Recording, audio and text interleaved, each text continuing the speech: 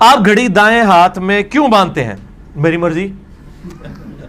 کیا الٹے ہاتھ میں باندھنا گناہ ہے؟ نہیں میرے بھائی، میرے تو سینکڑوں لیکچر الٹے ہاتھ میں بھی گھڑی باندھ کے تھے، اور میں نے باقاعدہ اس کے اوپر رجوع بھی کیا تھا کہ میں اب دائیں ہاتھ میں کیوں باندھ رہا ہوں پچھلے تقریباً 3 سال سے، اگست 2015 سے.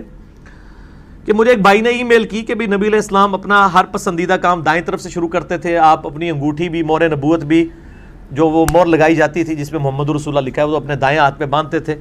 تو گھڑی کو بھی دائیں ہاتھ پہ باندھنا. اور پھر میں نے کئی غیر مسلموں کو دیکھا جب وہ مسلمان ہوئے تو انہوں نے دائیں ہاتھ پہ گھڑی باندھنا شروع کر دی. تو مجھے یہ چیز اٹریکٹ فل لگی، ایک یعنی مسلمان والا معاملہ. اور پھر پریکٹیکلی بھی نماز میں ہاتھ باندھتے وقت کمفرٹیبل ہے، کیونکہ اگر یہ موٹی موٹی جو گھڑیاں یہاں باندھی ہوتی ہیں جب آپ ہاتھ رکھتے ہیں نا تو وہ یہ دائیں ہاتھ کے نیچے وہ آ جاتی ہے. لیکن یہ گھڑی جو ہے نا وہ اس طرح رہتی ہے، اور اس کا بڑا فائدہ بھی ہوتا ہے کہ بعض اوقات آپ جو ہے وہ خیال بھی رکھ لیتے ہیں اس حوالے سے کہ جماعت کھڑنے میں ٹائم کتنا رہ گیا.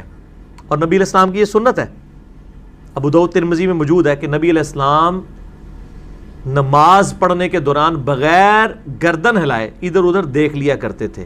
یہ جائز ہے اگر ضرورت کے تحت آپ کو دیکھنا پڑے، یعنی گھڑی کی طرف ٹائم دیکھنا پڑا ہے، یا کوئی موذی جانور آپ کی طرف آ رہا ہے، یا کوئی موذی انسان آپ کی طرف بڑھ رہا ہے، تو آپ یعنی دیکھ سکتے ہیں، یہ جائز ہے.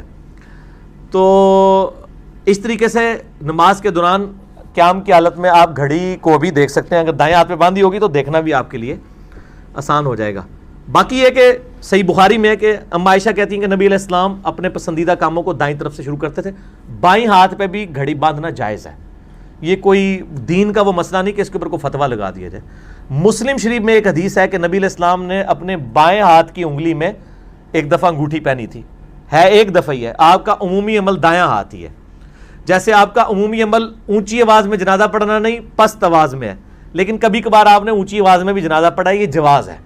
اس طرح الٹے ہاتھ میں بھی انگوٹھی باندھی ہے، پہنی ہے، یہ جواز ہے، بالکل ٹھیک ہے، آپ پہنے، جائز ہے.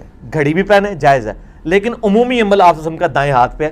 اسی پہ ہم نے قیاس کیا. کتاب و سنت اجماع امت کی روشنی میں قیاس ہو سکتا ہے.